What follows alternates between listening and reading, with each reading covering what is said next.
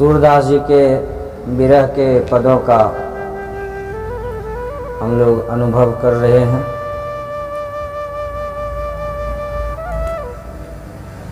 गोपी उद्धव का संवाद चल रहा है। गोपियां कहती है उद्धव से संकेत के माध्यम से, उपमा और उपमेय के माध्यम से अपने प्रेम को, अपने प्रियतम को, अपने कृष्ण को और अपने संबंध को दिखाने का प्रयास किया है कि हमारा और जो उनका संबंध है वह साधारण नहीं है। उपमा एक न नैन गही। देखिए कितना प्रेम की प्रगाढ़ता, जिससे प्रेम होता है उसके समान दुनिया में कोई नहीं झलकता है। कहते हैं दिल लगे चुड़ैल से तो परी कौन कौन की, लेकिन कृष्ण तो है ही ऐसे। तो साधारण दुनिया के लोग को अगर किसी से प्रेम हो जाता है तो लगता है दुनिया का सबसे श्रेष्ठ और सुंदर युवती युवक वही है, और दूसरा उसके सामने सब फीका।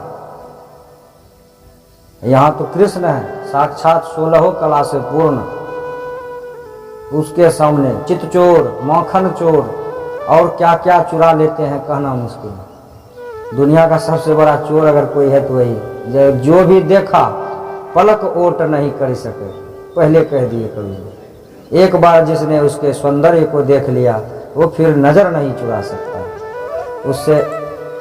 गोपियां कहती है कि मेरे नजर में मेरे श्याम का, मेरे कृष्ण का बराबरी दुनिया में कोई नहीं कर सकता। उसकी उपमा मैं नहीं दे सकती कि वह कैसे है। कवि जन कहत कहत चली आए, सुधि करी काहू न कही। कवि जन सिर्फ कहते आए कि इतने सुंदर हैं, इतने मनोहर हैं, इतने चितचोर हैं, लेकिन किसी ने उनकी सुधि नहीं करी, अर्थात उस पर कोई ध्यान नहीं दिया।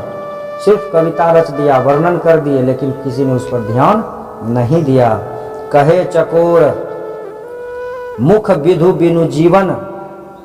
चकोर पक्षी कहता है कि मेरा जीवन चंद्रमा के बगैर कुछ नहीं है। चकोर एक ऐसा पक्षी है जो आजीवन जब जब पूर्णिमा होती है चंद्रमा को पाने के लिए भर रात उन्मुक्त गगन में उड़ता रहता है। बस उसे आस है कि मैं एक दिन अपने चांद को पा जाऊंगा, लेकिन पाता नहीं। बस यही उपमा दे रही है। गोपियां कहती है कहे चकोर मुख विधु बिन जीवन। विधु मन चंद्रमा, चंद्रमा का मुख देखे बिना तो मेरा जीवन कुछ नहीं है। भंवर न तह जरी उड़त उड़ी जात।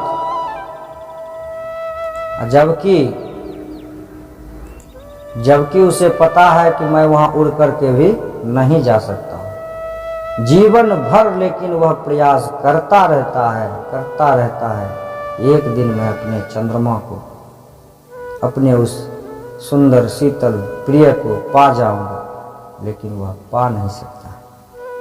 हरिमुख कमल कोस बिछुरे, ते ठाले क्यों ठहरात।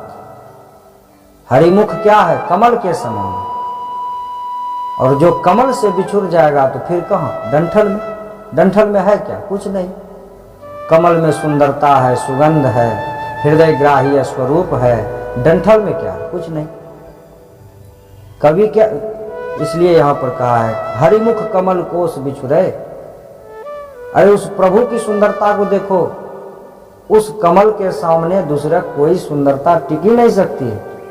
दुनिया में जिसने एक बार प्रभु को देख लिया, वो भी कृष्ण को, श्याम को, उस मुरली वाले मनोहर को जिसने देख लिया, उसकी तो फिर बात ही क्या है। अगर वह छोड़ता है तो समझो फूल को छोड़ के डंठल को पकड़ता है। खंजन मन रन जन जौ पे कबहू नाही सतरात। खंजन भी पक्षी है। मनोरंजन, वह लोगों का मनोरंजन करता है। जन जौ पे कबहू नाही सतरात। और वह खंजन पक्षी भी जो है, वह पक्षी भी अपने प्रेमी के लिए तड़पता रहता है। सतरात तरसता रहता, पाता नहीं। पंख पसारी न उड़त मंद हुए, समर समीप विकात। पंख पसार करके अपने प्रेमी को पाने की इच्छा में उड़ता है। हवाएं बहती है, खंजन पक्षी उड़ने के प्रयास करता है और वह हवा के साथ बह जाता है, लेकिन प्रेमी को पाने की चाहत कभी उसकी खत्म नहीं होती। आए बधन व्याध हुए उधो, आए बधन व्याध हुए उधो, जो मृग क्यों न पलाए। सूरदास जी कहते, हे उधो, अगर व्याधा आ जाए हिरण को पकड़ने के लिए तो आप ही बताइए कि वह हिरण क्या करे, भागेगा ना। इसलिए हम लोग भी हिरण के समान हैं और हमें अगर कोई बांधना चाहे तो हम बंधने वाले नहीं, हम भाग जाएंगे। जैसे देखेंगे व्याधा आ रहा है हमें पकड़ने, हम भाग जाएंगे। देखत भागी बसे घन वन में, जैसे देखता है भाग जाता है वहां से और जाके घन वन में घना जंगल में जाके छुप जाता है। जहां कोई संग न धाय, वहां उसके साथ कोई दौड़ने वाला नहीं होता, ऐसे घने जंगल में जाके छिप जाता है। ब्रज लोचन बिनु लोचन कैसे, गोपियां कहती है कि अगर उस ब्रजलोचन का शब्द का प्रयोग यहाँ कृष्ण के लिए हुआ, अगर उसकी आंखों को हमने नहीं देखा तो यह आंख भी बेकार है। कैसा आंख, उस सुंदरता को जिस आंख ने नहीं देखा, ब्रज लोचन बिन लोचन कैसे।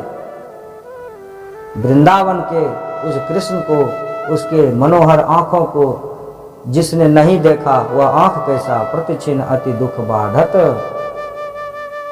हमेशा जब जब मैं उसे नहीं देखती हूँ, इस वृंदावन जहाँ मैं कभी साथ टहला करती थी, उसके साथ रास रचाया करते थे हम लोग सभी सखी, और जब उस स्थान पर जाते हैं, उस स्थान को देखते हैं तो वह याद जब हमें आती है तो दुख और भी बढ़ जाता है। बहुत दुख होता है वह दृश्य को याद करके। सूरदास मिनता कछुइक, सूरदास जी कहते हैं कि मछली के बारे में कभी देखो, जल भरी संग न छारत, जब तक वह जीवित रहती है जल का संग नहीं छोड़ती है, वह हमेशा जल के साथ रहती है। जल भरी संग न छारत, और जल उसको छोड़ देता है, मछली अपना प्राण त्याग देती है। विरह का इससे बेजोर वर्णन और कहीं सौंदर्य बोध, विरह का सौंदर्य बोध इससे ज्यादा और कहीं नहीं हो सकता। सुन करके ही स्पष्ट हो जाता है कि विरह कितना है। तरपत तलफय बिन बालम मोर जिया, कबीरदास भी इसी कहा जाए विरह को बता रहे हैं, लेकिन उनका जो पिया है वह निर्गुण निराकार है। वही बात यहाँ पर सूरदास जी कहते हैं, सूरदास मिनता कछु इक, मीनता अर्थात मछली का गुण एक ही है, जल भरी संग न छारत, जब तक वह जल में रहती है तब तक उसका संग नहीं छोड़ते ही प्राण त्याग देते। उसी प्रकार गोपियाँ तुलना करके अपने विरह के माध्यम से अवगत कराना चाहती है कि सूरदास के पदों से उद्धव को कि मेरा दुख साधारण नहीं है उद्धव, और हमको जो आप पाठ पढ़ाने आए हैं, आपके इस पाठ का मेरे ऊपर कोई असर नहीं होगा। हर हर महादेव, जय श्री कृष्ण।